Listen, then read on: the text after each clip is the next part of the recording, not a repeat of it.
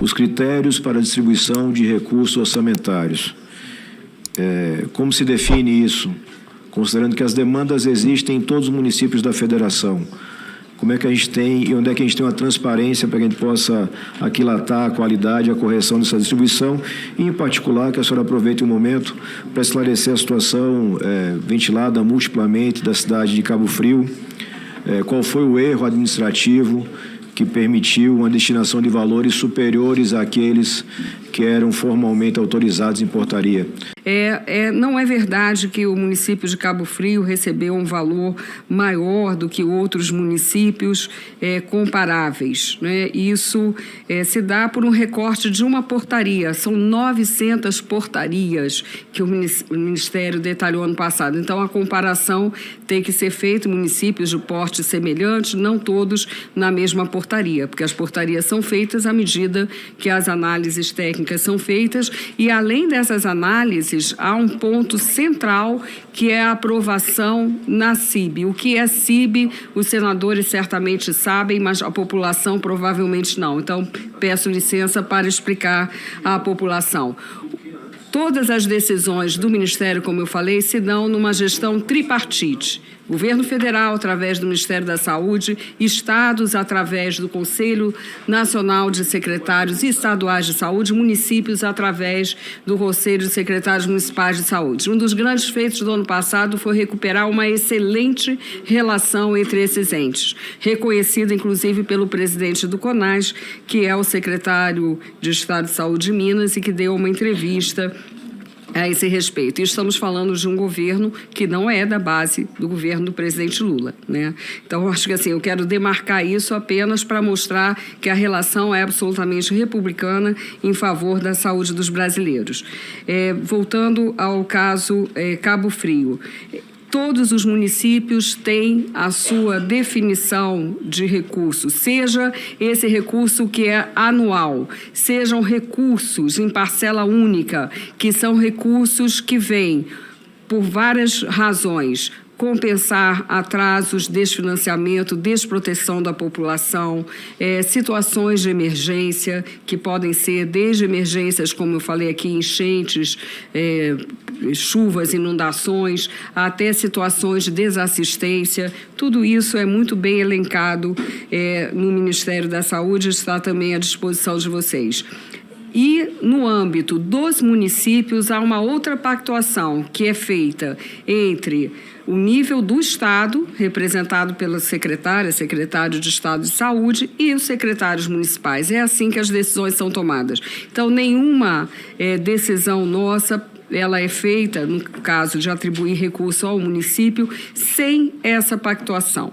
No caso do município de Cabo Frio, havia uma demanda muito anterior até à minha gestão, havia muitas demandas paradas de vários municípios, isso aconteceu em várias áreas, e junto com outros municípios foram sendo, então, avaliadas as demandas e feitas as necessárias correções. Então, trata-se de uma correção a um problema que se arrastava, um município que é um município de porte médio, um município que investiu em vários equipamentos de saúde.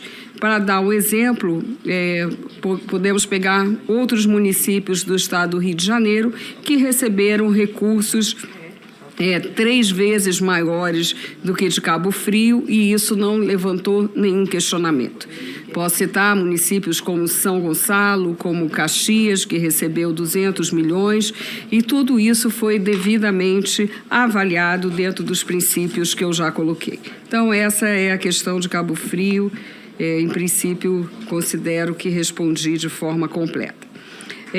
Com relação às questões dos recursos para a saúde indígena, né? Na saúde indígena, o senhor centrou muito na questão dos recursos. Esses recursos, no caso do Ministério da Saúde, eles foram alocados diretamente do nosso orçamento, exatamente porque nós tivemos esse ano um incremento. Além da recuperação da ordem de 60% o ano passado, e era uma área muito crítica, não só na nossa avaliação, mas como nós podemos ver no próprio apontamento do Supremo Tribunal Federal a partir da arguição por descumprimento de preceito constitucional relativo ao governo passado, né? Um documento também bastante conhecido dos senhores. Então, nós temos tido total dedicação a essa questão, mas no que se refere aos recursos, os recursos do Ministério da Saúde foram alocados dessa forma. Todo o processo que envolve os outros ministérios, ele é feito com a coordenação da Casa Civil, que é também a medida mais usual e mais correta quando nós temos vários municípios. E com relação às horas de voo, então, elas foram vistas nesse âmbito, nesse planejamento mais geral. No caso do Ministério da Saúde, nós vemos essa questão das horas de voo e da segurança para a atuação das equipes de saúde, ao lado da desnutrição e da malária, como os grandes desafios que nós enfrentamos. Concordo inteiramente com o senador quando ele fala da resolutividade no território, né? É muito importante.